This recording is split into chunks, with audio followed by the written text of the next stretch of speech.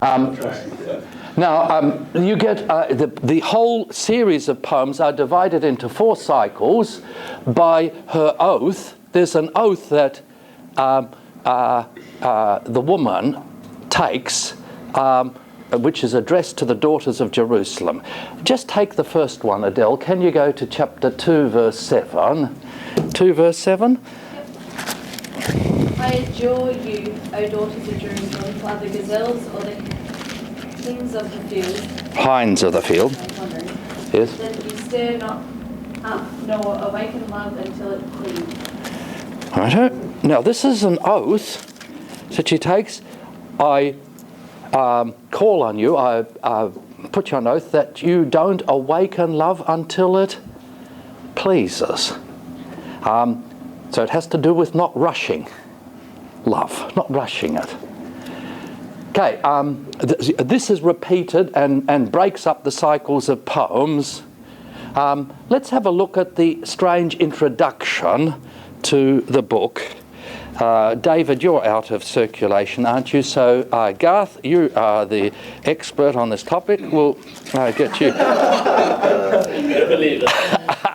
Let's read chapter 1, 1 to 4. And it's a strange start. First of all, chapter 1, verse 1. Solomon's song of songs. Okay, that's the heading. So this is the Song of Songs of Solomon. Now, this is the woman, the wife, speaking. Let him kiss me with kisses of his mouth, for your love is more delightful than wine. Pleasing is the fragrance of your perfumes. Your name is like perfume poured out. No wonder the man love you. Take me away with you. Let us hurry. Let the king bring me into his chambers. Okay, let him kiss me with the kisses of his mouth. Now, the woman here is speaking to her friends and saying what she wants. She wants her husband to kiss her, but it's kissing in a funny way. With the kisses of the mouth, she's not referring, in what follows, not just physical kissing, but what kind of kissing? Speaking. So speaking is compared to kissing. Now notice the two things, this erotic side, the sexual side, and the verbal side, brought very closely together here. She doesn't just want physical kissing, she wants verbal kissing, if I can put it that way. Okay, and then what follows is all talk. There's no description, there's no story, it's all talk. Talk, talk, talk, dialogue. Okay, and then the cycle of poems ends with a conclusion about the power of love, and then we have a strange epilogue, a strange description in verse 13 and 14 of chapter 8 that we're going to look at more closely. Okay, what are the main themes of the book? Dylan, number 1, let's go to chapter 2, 3 to 7, which is typical of what goes on. Chapter 2, 3 to 7. This is the woman speaking. 2, 3 to 7. Like an apple tree amongst the trees of the forest is my lover, among the young men. I delight to sit in his shade, and his fruit is sweet to my taste. He has taken me to the banquet hall, and his banner over me is love. Strengthen me with raisins, refresh me with apples, for I am faint with love. His left arm is under my head, and his right arm embraces me. And then, Daughters of Jerusalem, just read that again. daughters of Jerusalem, I charge you, by the gazelles and by the does of the field, do not arouse or awaken love until it so desires. Why so desire? Well, what she does here is talks about her lover. And then he talks about him, and she says of how much she enjoys him and what he offers. Now, the imagery here is, frankly, sexual. It's not, in the modern sense, pornographic. It doesn't give descriptions of sexual organs and sexual intercourse, but it uses beautiful pictures to hint at what's going on. Okay?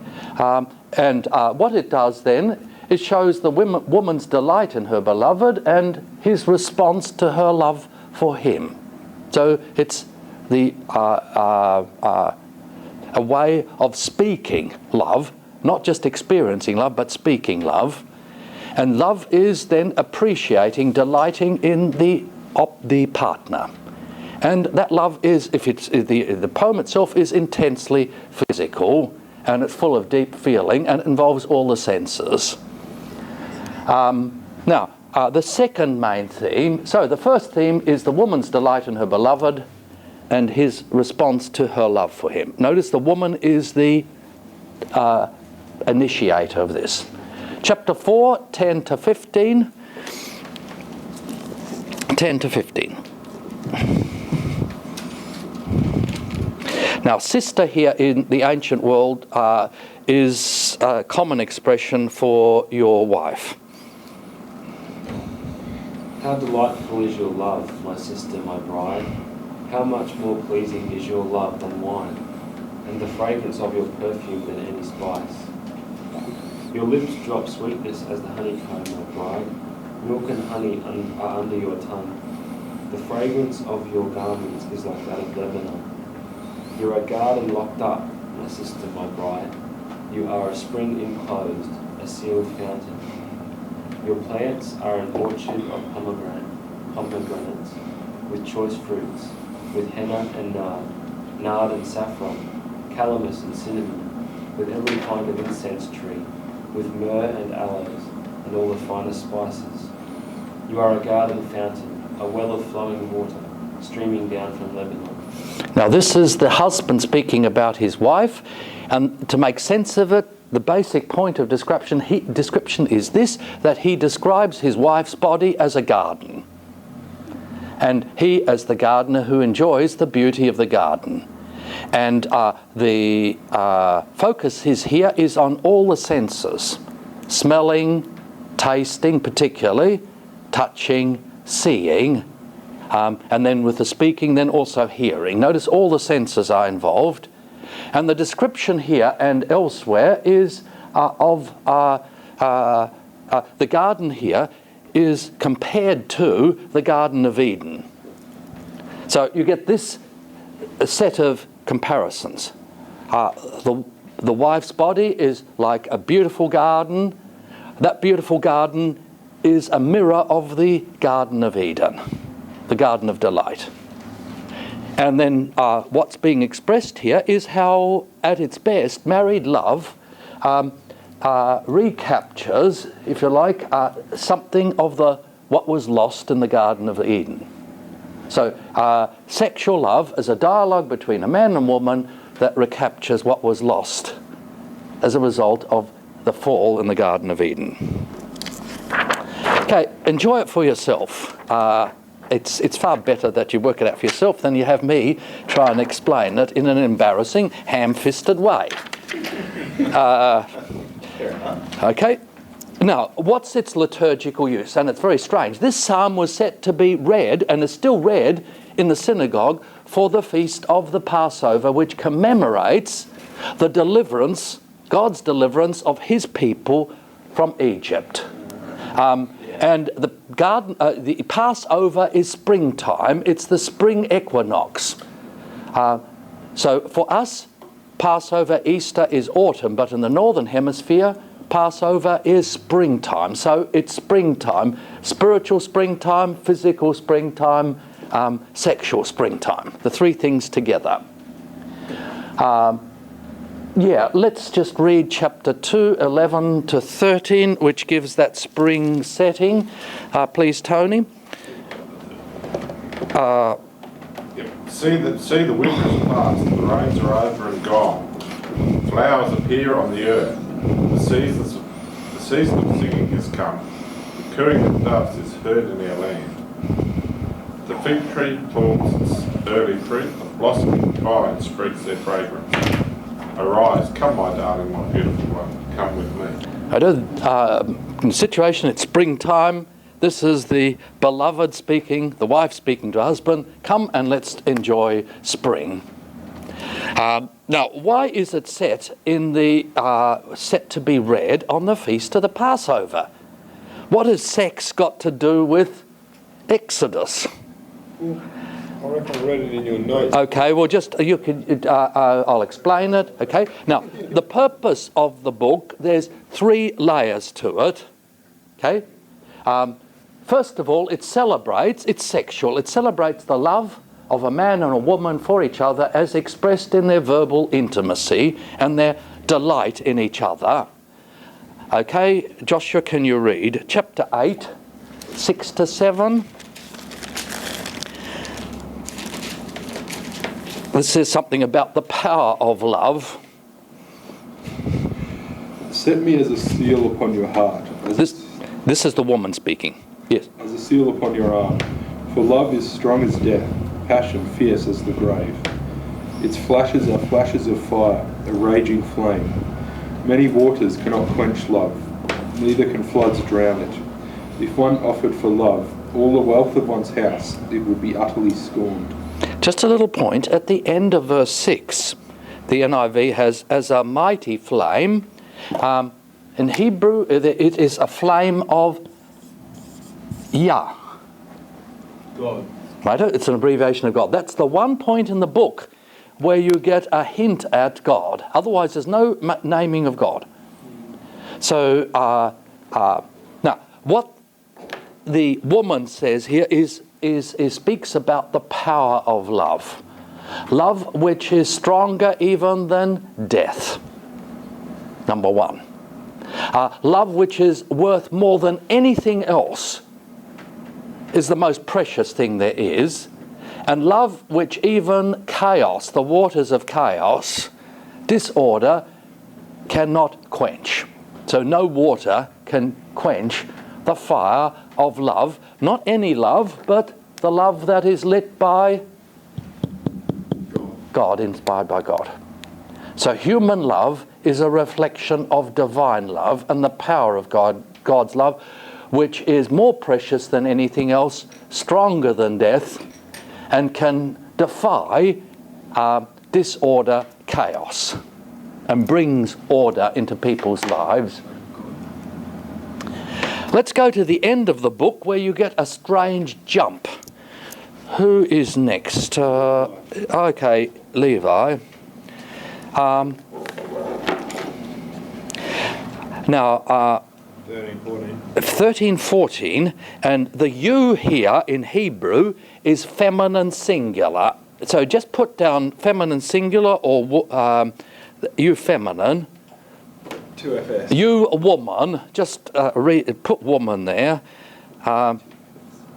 First of all, read verse 13, please, Levi. You who dwell in the gardens with friends in attendance, let me hear your voice.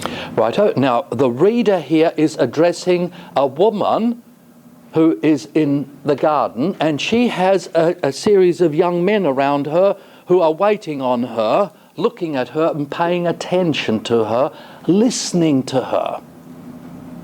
So you get the picture? You get a woman, a beautiful woman, in a garden, and she has a circle of admirers around her, and all those admirers are listening to her voice. Get the picture? Yeah.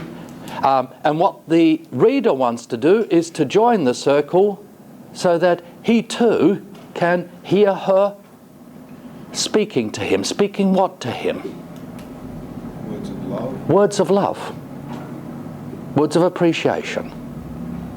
And then comes the woman's invitation to the reader.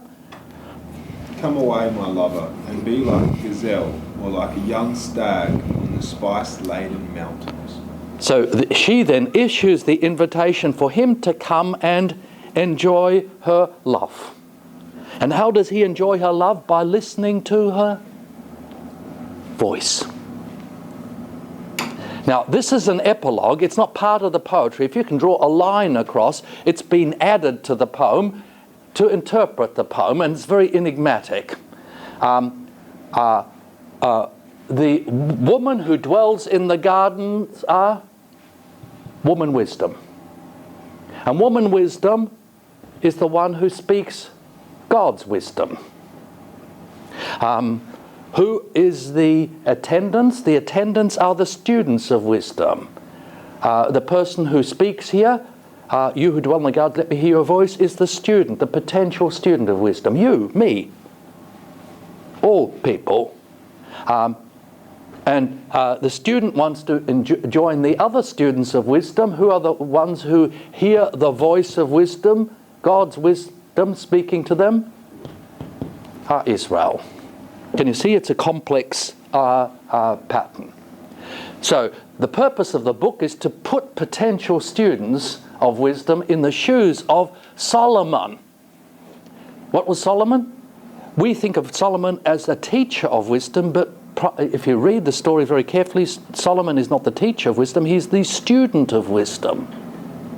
And to get them to listen for the voice of wisdom speaking through their beloved.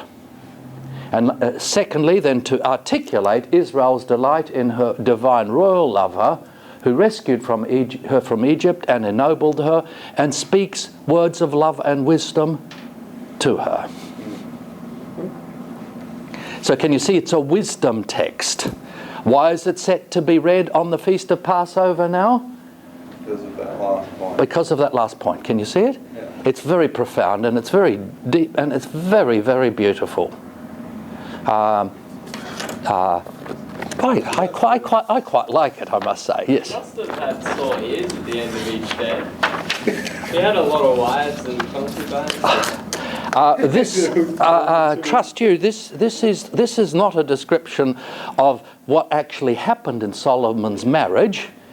And the problem was that Solomon had not one wife, but he had many wives. It's not a description of what was, but what should have been. It's not a description of your marriage, but it's a description of what God wants to do with your marriage, if you want to understand what God wants to do.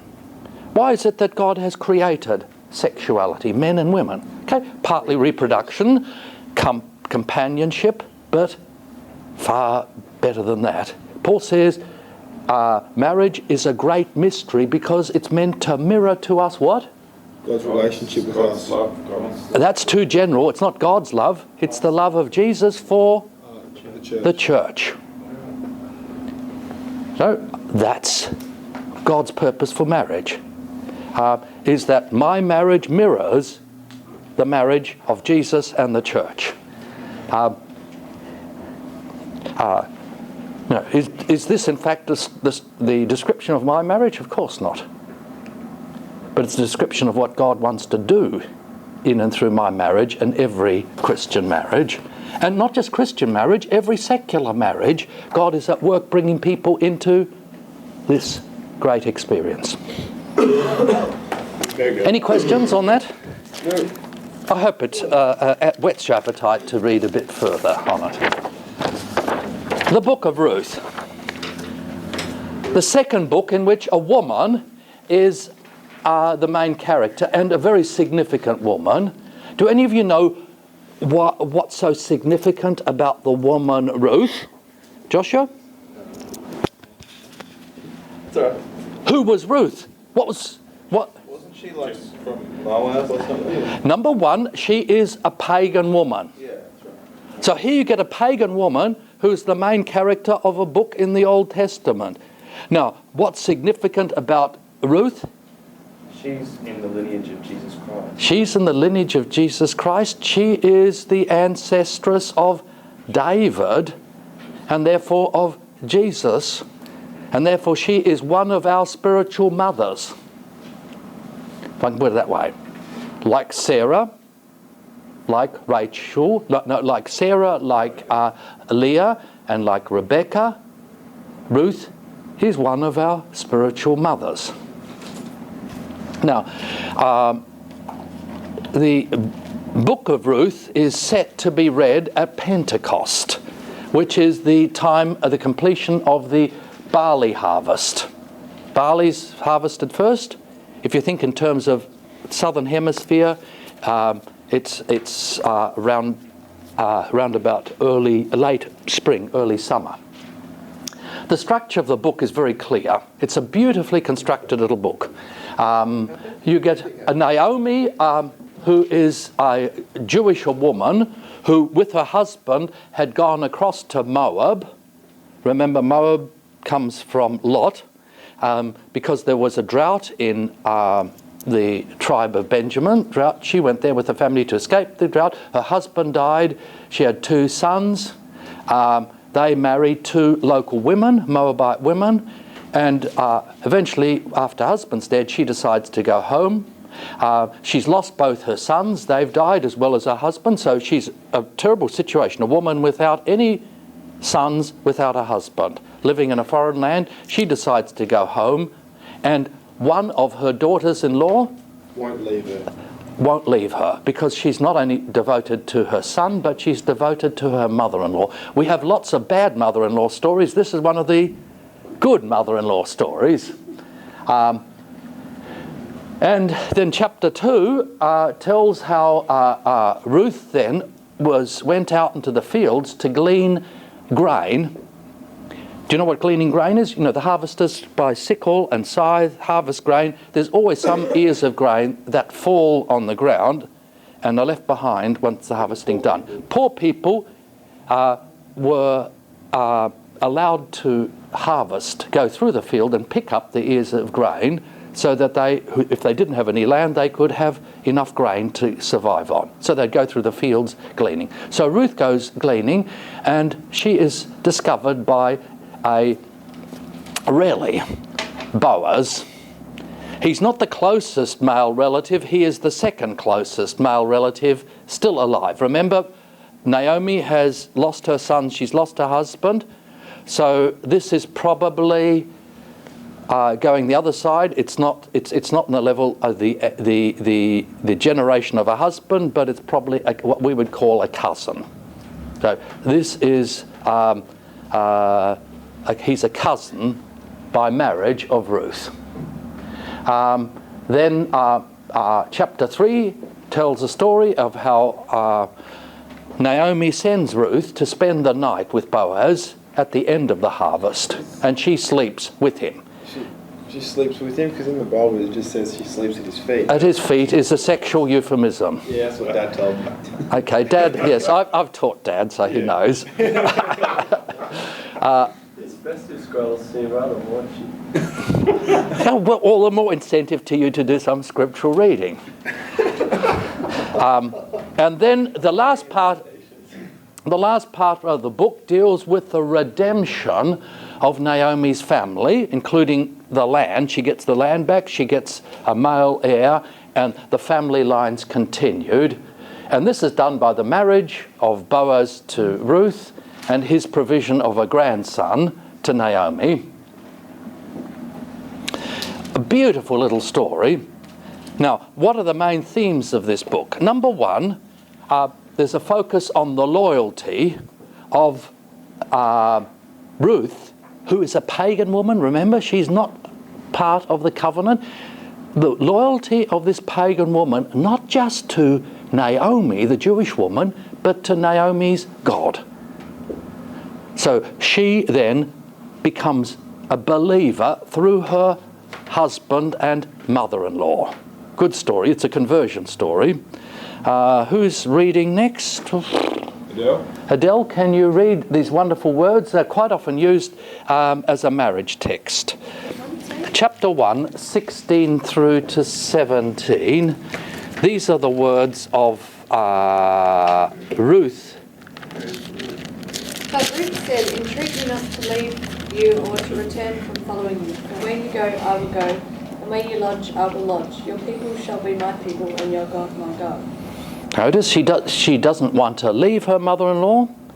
She decides that her mother-in-law and her mother-in-law's God are more important to her than her own family and her prospect of having a second marriage. Now, realistically speaking, her only future would be, as a widow, is to get another marriage and to stay with her family who could arrange a marriage. If she goes with Naomi, she has very little prospects of marriage. So, and very little, she leaves her own family. She has mother-in-law, but that's all, and she has her mother-in-law's God. And her mother-in-law's God means more to her than anything else. Can you see how wonderful that is? a lovely marriage. Now, technically speaking, Boaz is Naomi's Goel, redeemer. Now, you're doing Hebrew.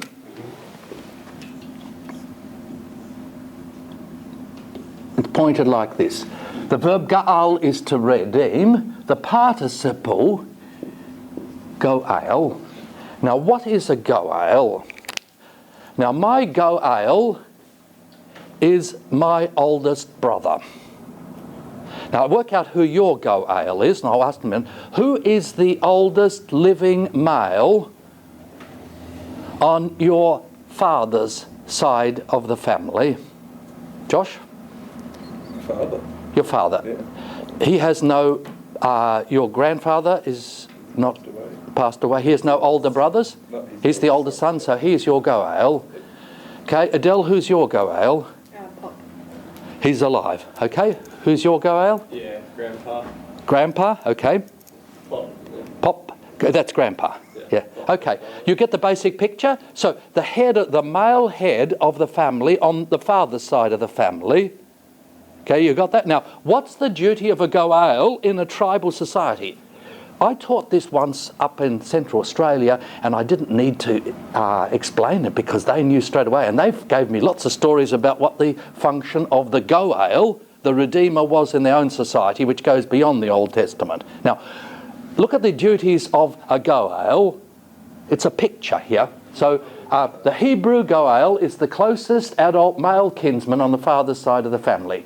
The duty of Redeemer is to preserve the livelihood and continuation of the family on its tract of land. So the focus is on family, not on an individual, on the family and its livelihood, which is land. Now, how did the Goel act as a Goel? Number one, by ransoming a family member from debt or slavery or captivity after war.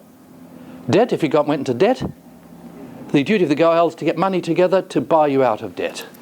Or if you happen to be enslaved because of debt, he'd free you from slavery. Or if you happen to be a prisoner of war after losing a battle, then the duty of the Goel would be to ransom you from your captors, from the enemy. Second, can I just go through this and you can bring it?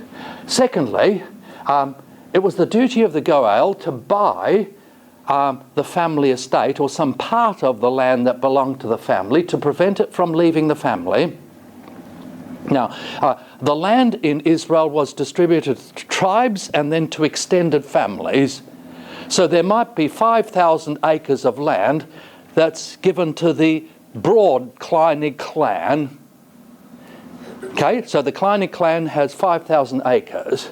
Now that in turn will be parcelled out between from the clan to the family, and each part of the family, each male person within the family would have one part of that estate.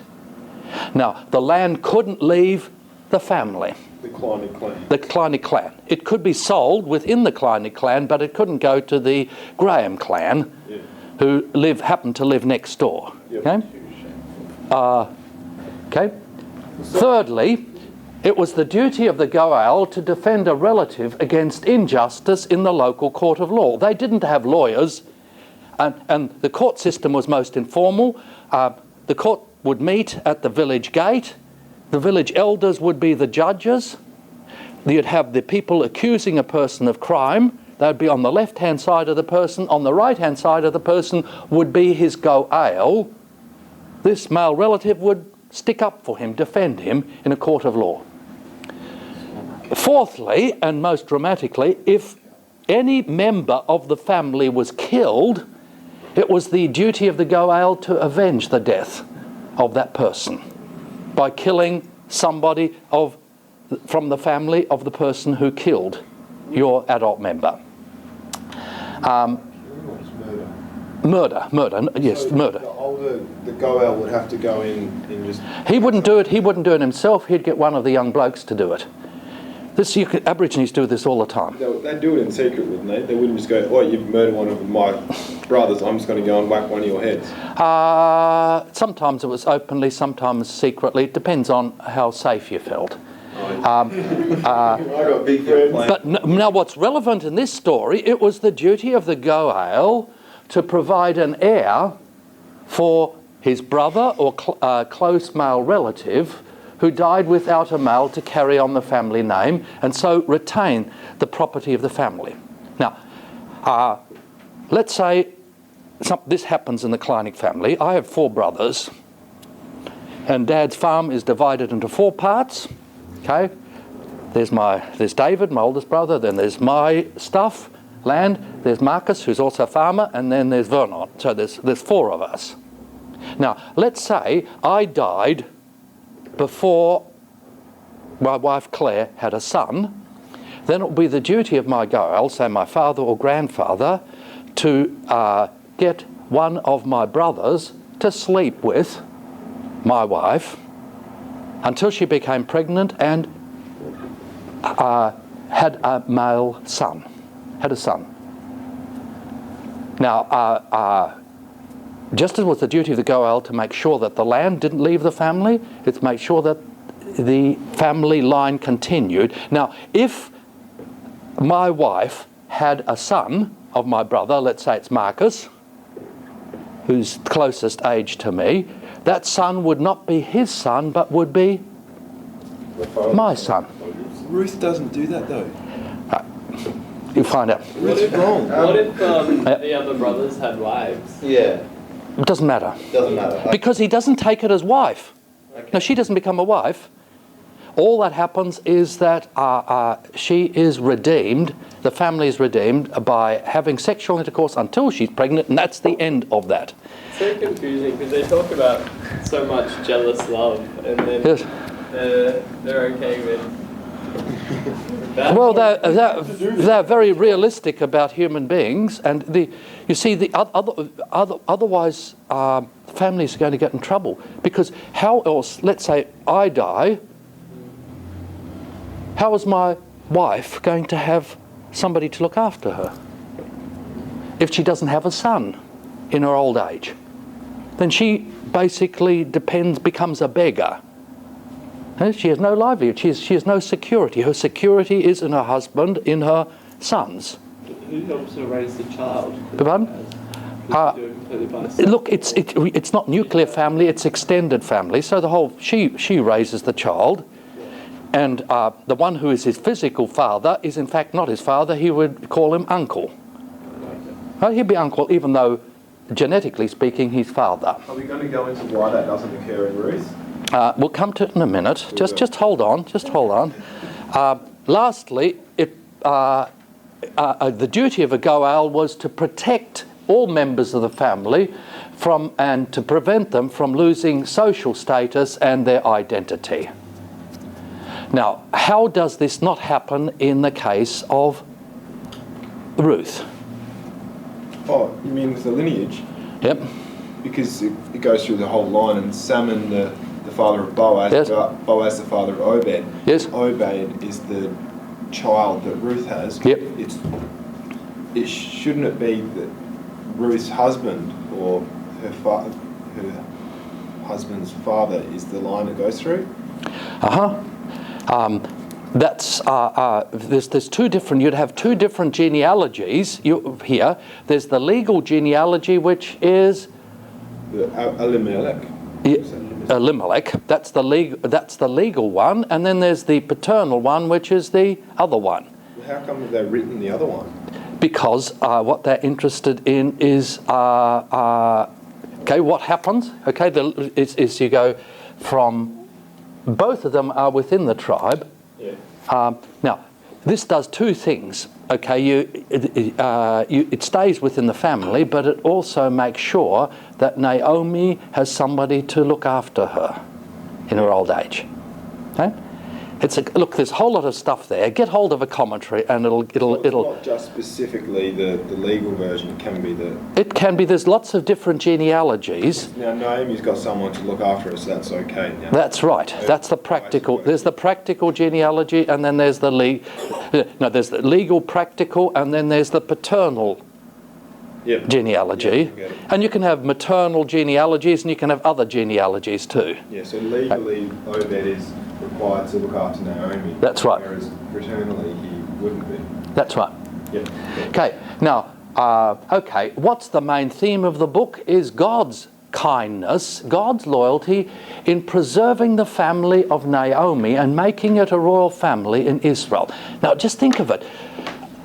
God is not just interested in caring for Israel, his people, but he's interested in caring for little people and individual families. And by the care of this family, this woman, Naomi, he provides not just for the future of Naomi, but he provides for the future of Israel and the whole world through the Messiah. So God's care for an individual is part of his plan, his purpose in caring for and providing for the whole of humanity. Who's next? Who's going to read this? Chapter 4, 11 to 14. I've lost track of where we are. Okay, Dylan, can you read? It's random. I don't know who. 4, 11 to 14? 4, 11 to 14. Yeah. 4, 11 to 14. Yes, that's what I said. Then the elders and all those at the gate said, "We are witnesses.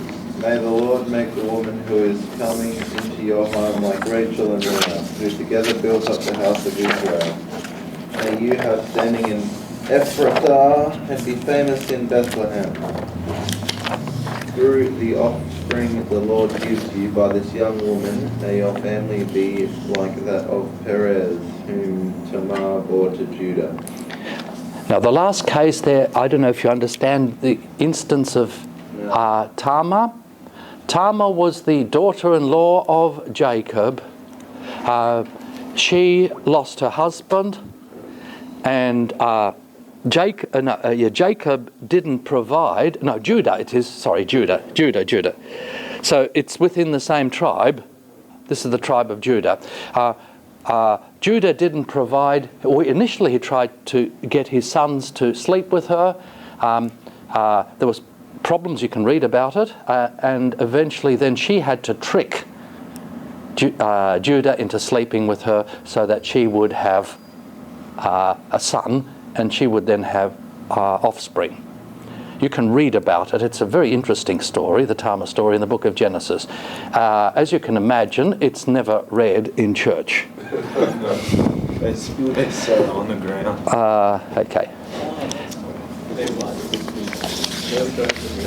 Now, I seem to have lost the transparency, but you've got it there as form of a handout. No. Just of all the liturgical use of this book, it's set for reading on the feast of Passover, not Pentecost, which is the time of the barley harvest. What's the purpose of the book? You've got it there to show how God cares for a faithful family in trouble and uses it to care for his people by raising up the dynasty of David from it, to show how God provides for his people in the promised land. Look at the last line of the book. Obed the father of Jesse, and Jesse the father of David. The last word of the book is David. Not Jesus, but David. So the feast of Pentecost looks for the coming of a second David, a Messiah.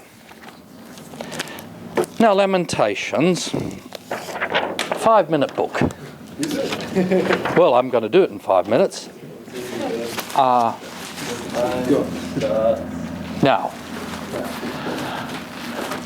the origin of the book. It was composed for the national days of fasting to commemorate the destruction of the temple and Jerusalem by the Babylonians, 587. So remember, 587, 586, the Babylonians who had besieged the city, broke the city walls, sacked the city and eventually captured the Acropolis, that's the fortified heart of the city, burnt down the palace and sacked the temple. So it's to commemorate the destruction of Jerusalem and its temple. Now, the book of Lamentations is ascribed to Jeremiah in the Septuagint. The Septuagint connects it with Jeremiah, but notice that in the Hebrew version, which we have a translation of, there's no connection with, there's no reference to Jeremiah. Although in the English Bible it comes after Jeremiah, therefore connects it with Jeremiah. Why is it put after Jeremiah? Because Jeremiah predicts and prophesies the end of Jerusalem, the end of the temple. So it laments the destruction of the temple. In this book consists of 5 cycles of poems. The first one is an acrostic funeral song for Zion with a lament by Zion in it. Now, acrostic is going through the letters of the alphabet. So the first verse is the Aleph verse, the second verse is the Beth verb. So it's a lament for the destruction of Zion, and then at the heart of it you have Zion's lament about her own destruction. Right? Zion as a woman who has lost her house and her family. Then chapter 2 is another acrostic funeral song by Zion. Chapter 3 is an acrostic individual lament by Zion. So Zion there laments the loss of her house, the loss of her children, the loss of her husband.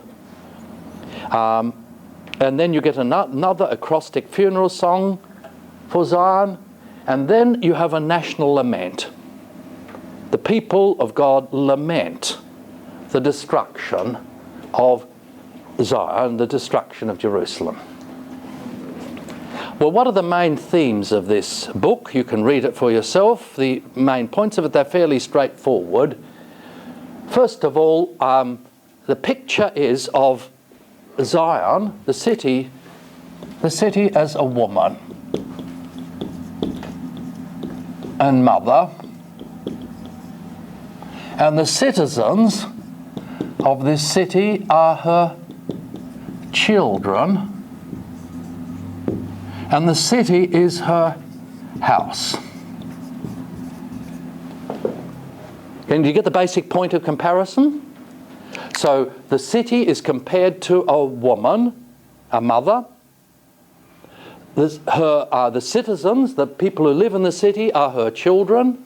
The city is her house, her family. Now what's happened to her is the worst thing that can happen to any married woman. She loses all her children, and she loses her house, she loses her husband. She loses everything. That's the picture. She's been robbed of her house and her children. The second theme is that it's Zion's sin. It's because Zion has sinned against God that God has divorced her and let the Babylonians destroy her house and take away her children from her. So she's lost her children. The children aren't dead. It's worse than that. They've been stolen from her, taken away from her, sold as slaves into slavery.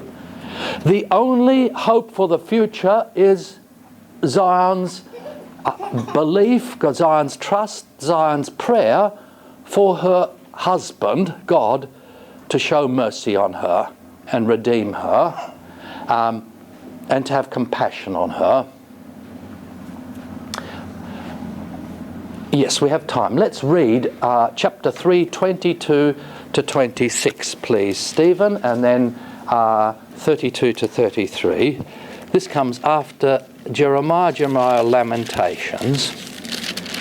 Really small. Because of the Lord's great love, we are not consumed, for his compassions never fail. They are new every morning. Great is your faithfulness. I say to myself, the Lord is my portion. Therefore I will wait for him. The Lord is good to those whose hope is in him, to the one who seeks him. It is good to wait quietly for the salvation of the Lord. And then go down to 32, 33. Though he brings grief, he will show compassion. So great is his unfailing love.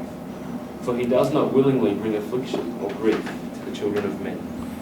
So the only hope that Zion has is on God's mercy and his compassion for her.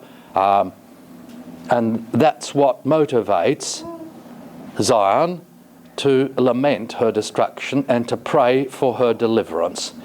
And then you get Zion's plea to God for God's judgment of her enemies who've destroyed her, the Babylonians, and her vindication by God, that God will vindicate her by restoring her and bringing her citizens back to her. Now, what's the liturgical use of this book? It's set for the feast of Ab, the 9th of Ab, which is usually in our calendar in July. Late July or early August, it commemorates the destruction of the first temple in 587 AD, as well as the destruction of the second temple by the Romans in 70 AD. So it commemorates both destructions of the temple. The purpose of the book is to lament the destruction of Jerusalem and to plead with God for its restoration. Now, let me see if you can work out something that's very important. That's liturgically for the Jewish tradition. When do you think, traditionally, the church has read and used the Book of Lamentations? On which part of the church year?